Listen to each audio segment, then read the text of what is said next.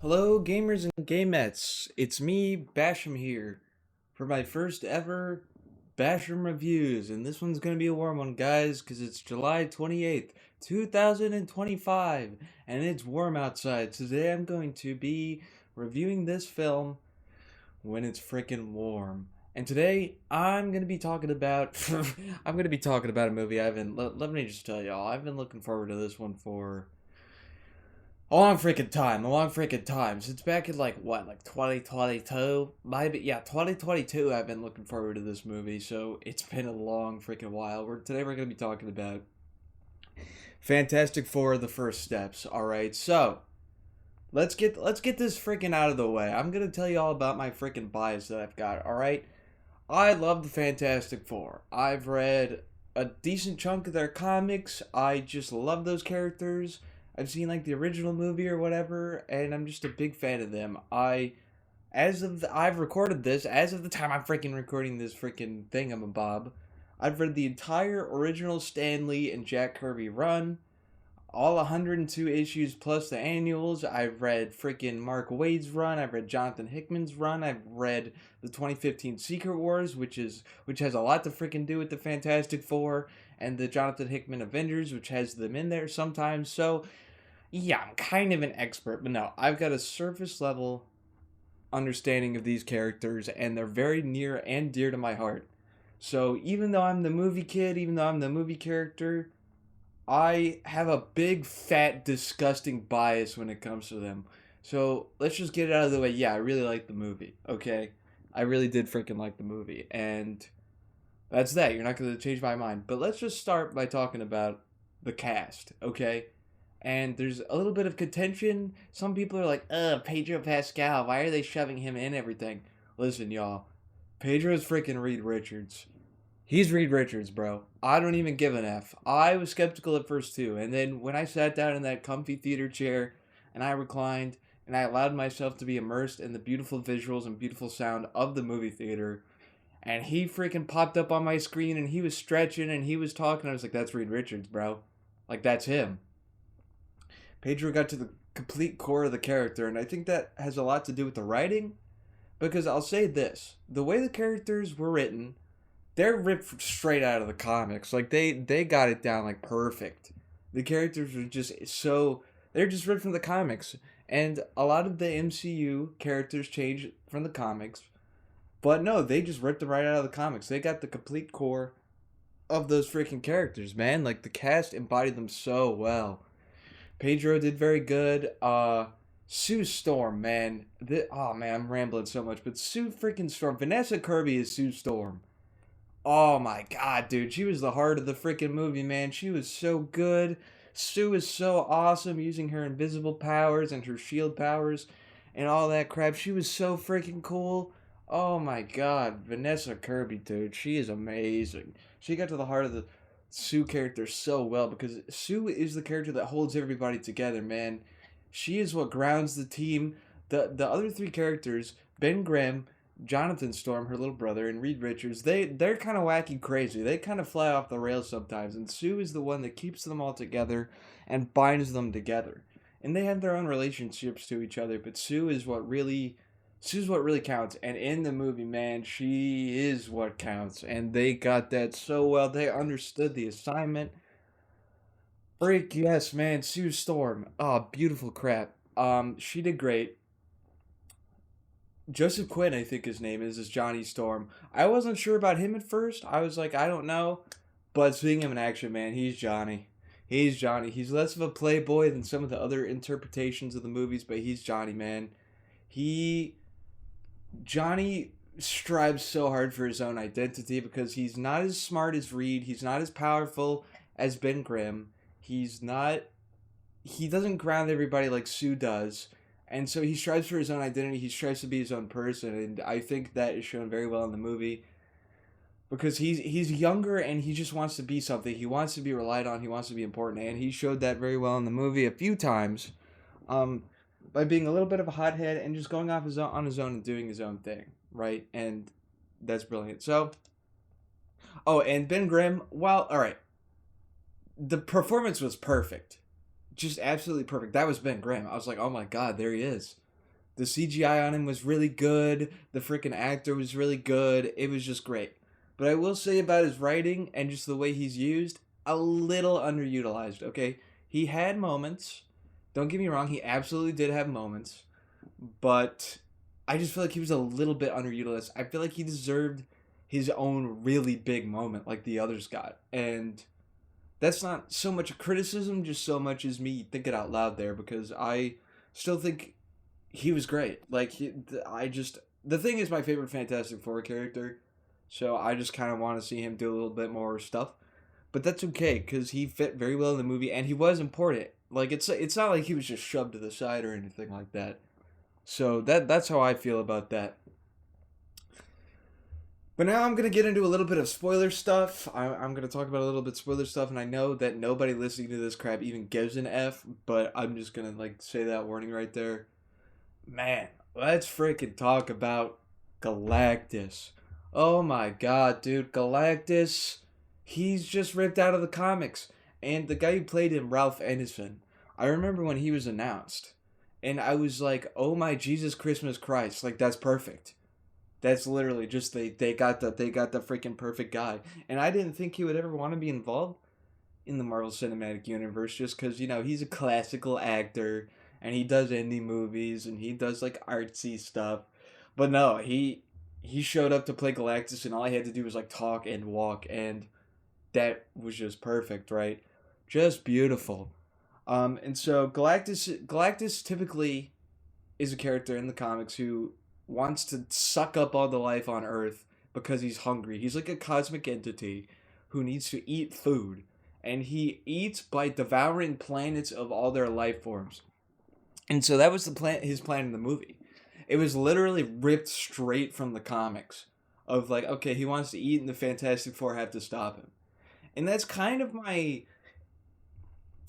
compliment to the movie, not my compliment and my what do you call it, my discompliment to the freaking movie, is that it felt very much like a classic Fantastic Four adventure ripped right straight from the comic books, and that's both a positive and a negative to me because when I see a movie, I want to see something kind of unique and kind of special that feels not quite like a comic, but also like a comic. And that's kind of hard to explain, right? But that's kind of my thoughts on it. It's like, okay, a movie's a movie and a comic's a comic. So I want a little bit something more, but that takes nothing away, right? To me, it's okay because, the other Fantastic Four movies that exist are not quite adventures from the comic books. And so, kind of setting the bar a little bit low there, just making a very classic, standard, emotional comic book arc for a movie is just fine, especially for their first film in the Marvel universe or whatever. It's fine. I know they're gonna be in the new Avengers movie Doomsday. That's gonna be good. I'm excited for it. But yeah, it's the plot is very classic of just like, okay, Sue's pregnant, she's got to give birth. Galactus shows up, we got to stop him, right? Very basic, very just something right out of the comics. Just fine for the movie, and it was executed very well. And a lot of the problem with these Marvel movies is that they say, "Oh, we're going to be so different from the other Marvel movies that come before," and then they come out and they're just not that much different. And that's the same here. It's standard but done very well. Standard and done in a way that I liked. Like everybody had moments to shine, everybody had something to do, but it was very standard. Like it's nothing that I have not seen before from reading comics and watching the other Marvel movies, right? It's like, okay, big threat shows up. There's a character that has a little bit of an arc and boom. So, but yeah, there's also a baby that can like warp reality and he's the strongest character ever. So that's a little bit something different. But yeah, the story's solid and good, right? Like they fight Galactus, they beat him, etc. They beat him using smarts and ways that are unique to the Fantastic Four, in my opinion, right? It wasn't standard in the sense that it felt like every other superhero movie. No, like it felt like a Fantastic Four movie still. It felt like the Fantastic Four. I'm not saying that it's freaking like everything else. I just mean there's still some standards to it, but let's talk about the actual filmmaking before I get if I forget about it, right? So the filmmaking is very standard, right? It's nothing that'll blow your mind off. It's just classic Marvel Cinematic Universe affair. Uh like no too crazy shots. There's a few beautiful shots when they're in space specifically, and there's like the black hole going on because yeah, they go to space to meet Galactus, and Sue gives birth out there. Sue Storm gives birth to her child out there in space, and that was a really good scene for me. That was the peak of the movie, because there's so much beautiful shots there. But other than that, the main thing I'll say about the visuals is that I love they go for a retro futuristic thing because it's not set in the main Marvel Cinematic Universe, so they can play around a little bit with the sets and stuff like that, and it looked great. Like all the sets were beautiful, just so good. Everything felt cohesive and great, and the world they lived in felt real. You know, it felt lived in and it felt awesome. Like that's the unique thing about the movie is that since it takes place on a different Earth, they were able to get a bit creative with the set design and everything else and their costumes and just all that. And because it's kind of like a 60s type thing, but it isn't, and they were able to use that to great effect. I'm not saying that it's too standard, but in terms of the camera work and just the way the shots are composed, yeah, they're pretty standard. And that's okay. You know, that's kind of as I've kind of alluded to, that's my review of the movie is standard but great, right? Like it doesn't reinvent the wheel, it just gives you the really cool wheel. And that's really all I have to say about the filmmaking itself. Like it's solid, but you know, it didn't blow my head off or nothing like that. It didn't make me go whoa. But anyway, let's talk about my favorite part of the movie real quick because I just want to kind of geek out about it.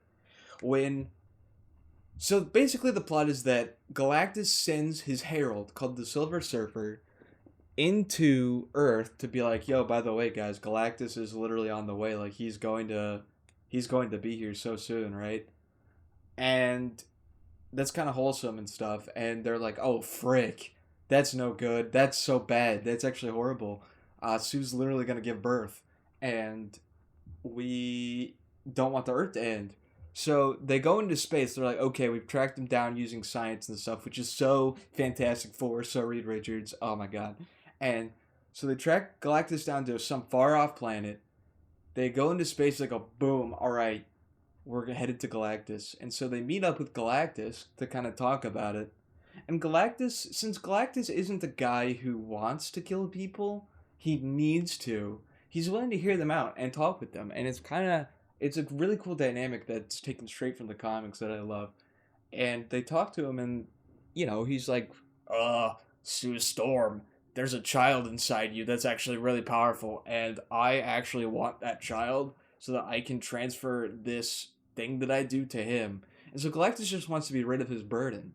And I think that's such a good motivation for him, and that's kind of always what he's had. It's just such a good character thing. Because he doesn't want to do what he does, so he just wants to give it to their son Franklin.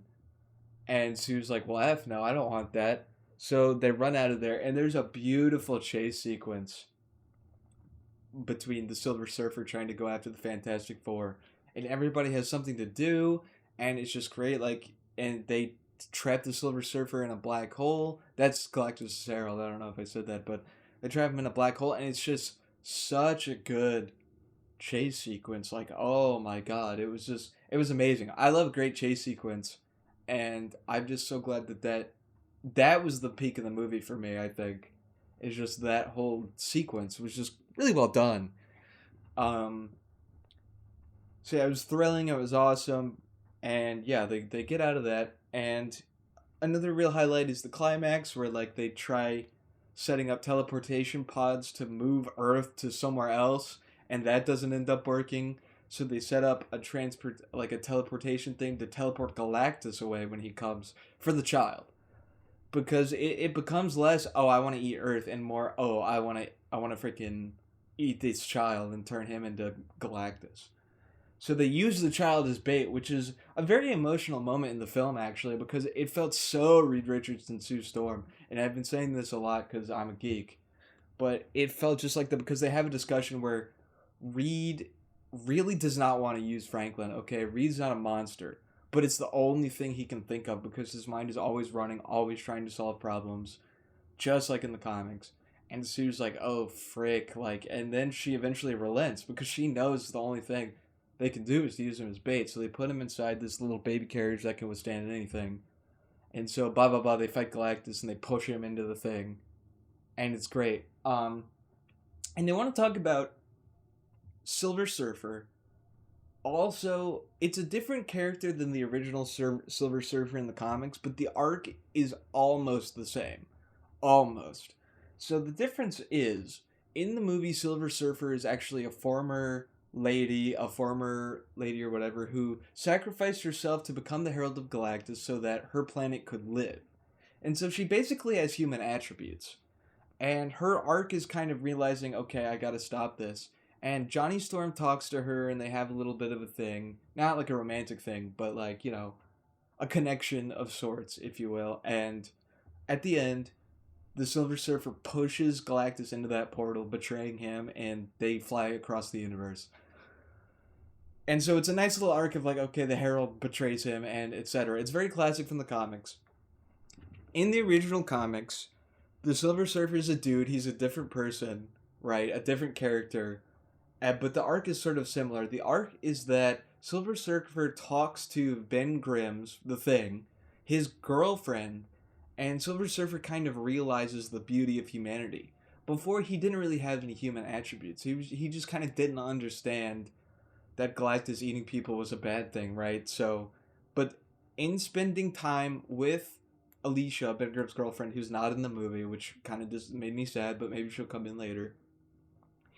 He gained those human attributes and realized how beautiful humanity could be. So he ends up betraying Galactus, etc. And Galactus basically says, you're not allowed to roam space anymore.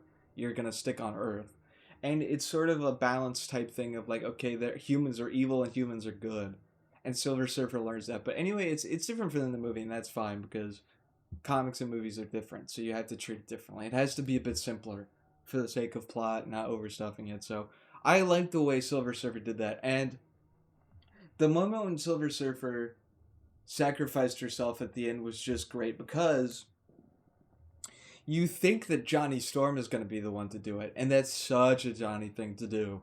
It's just like not really think about it. Just I'm gonna go in, I'm gonna sacrifice, I'm gonna get this done, right? Like just very hot headed, very like I need to be important. Like I need to do something. I need to boom boom boom boom get it in there, and so he's about to do it, and it's like, oh, frick, Johnny, sacrifice moment. And that's happened a few times in the comics where Johnny sacrifices himself for something. And it's like, oh, crap, is this really going to happen? And obviously not, but I was taken by surprise because there is a cool shot, actually. I know I talked about the visuals, but there's still some pretty cool shots of, like, Johnny's about to fly, and he's like, zoom, he's about to push Galactus. And then there's a brief little slow-mo pause, and Silver Surfer shoves him to the side, being like, no way, dude, I'm doing this crap. And it's great because, they had their little rapport throughout the entire movie, so it's cool to see those two have that moment of, like, he was trying to talk to her, blah, blah, blah, and she's like, no, I'm going to save him from this. It's my responsibility. And it's just a great tragic arc, and I hope we see the Silver Surfer again. And maybe even the other version of the Silver Surfer, like the other character I was talking about earlier. So that was great. That was just awesome. And yeah, man, it's just great. And it's just so classic to the comics, man. I keep saying it, but it's just true. Like, it just makes me smile because I'm just so happy that every character was done justice, and it was just a pretty good movie overall. But I will go back and talk about the Thing, Ben Grimm, a little bit. They did get parts of his character in there. I won't say they didn't. They had moments where Ben was like visiting and talking to a girl played by Natasha Lyonne, and it was able to illustrate his insecurities very briefly, right? Because a big part of the comics is how insecure he is about looking like the Thing, by being the Thing. And his main goal is to turn back into Ben Grimm, like look normal again. And they hint on that a little bit. And I'm glad they did. It's hard to really focus on that with so much else going on. So I'm glad it was in there. But they showed it a little bit, his set. They showed his walks on the town, which he does in the comics. Like, he just kind of goes out on the streets of New York and walks around in his little coat and hat and stuff like that to shield himself and talk to people, and he's loved, just like in the comics. He's loved, and he just can't see that because of his own insecurities. And they don't go too much into that in the movie, as I keep saying over and over and over. But in the comics, it's a great thing, and I'm glad they included it. Right? It really endears you to his character because it's just relatable. No matter how much love people show you, no matter how much good you do, there will be times where you just look at yourself and you're like, I'm a freak, I'm disgusting, and then it's a point where you're like, I don't deserve this, and it's great. It's such a good part of the Ben Grimm character that I'm glad they touched upon, and I hope they can expand on in future movies because it's great.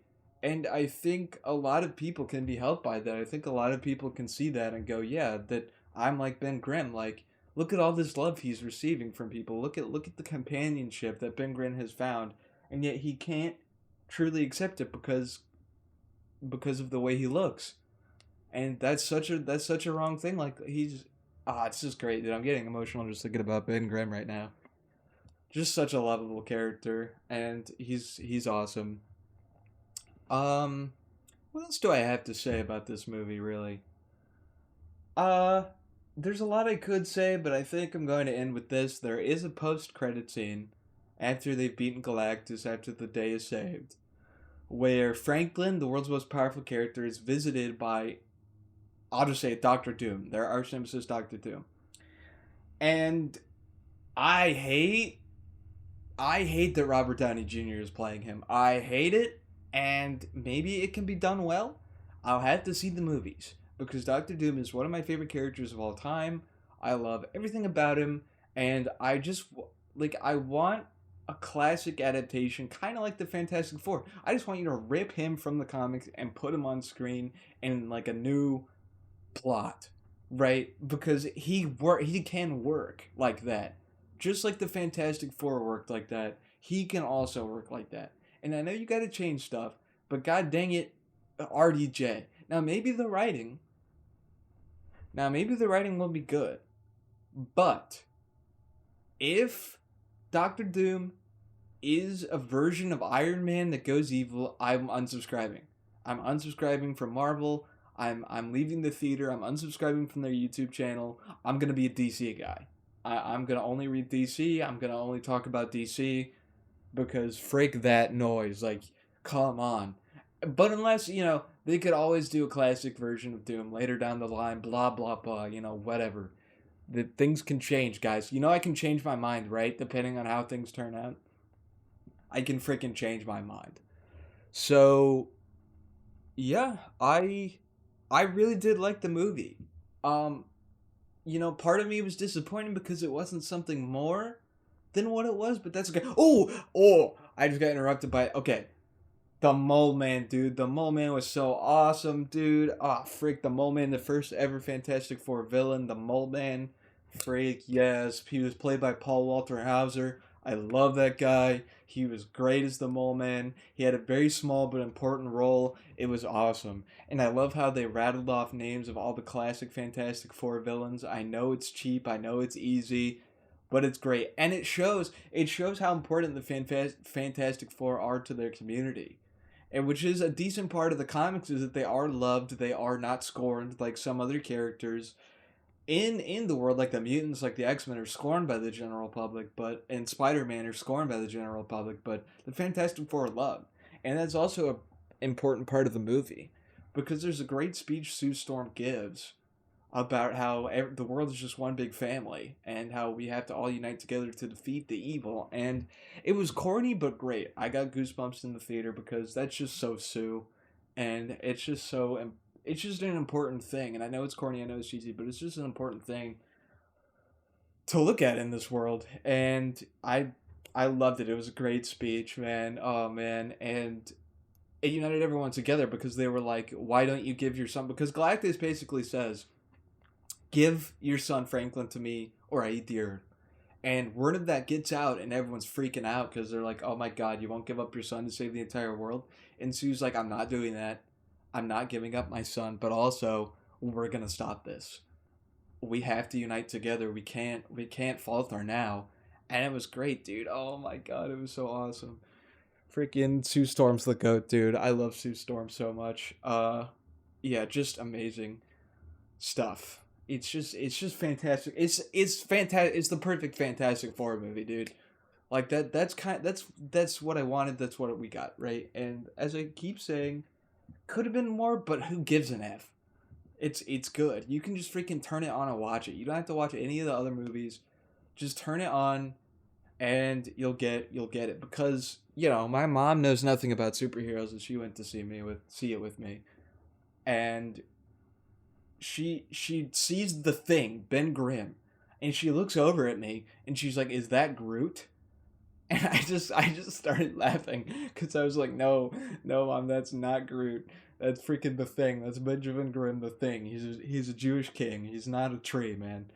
But it was great. She actually did like the movie a lot, so it's good. Those characters are just, oh man, I'm getting emotional just seeing those characters on the big screen. Like when they first had a little montage of them using their powers for the first time, like not the first time, but just first time in the movie.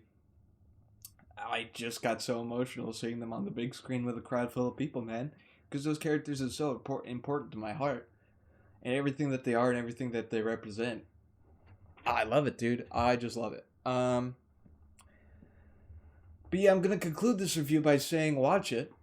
It's great, and yeah, all right, yeah.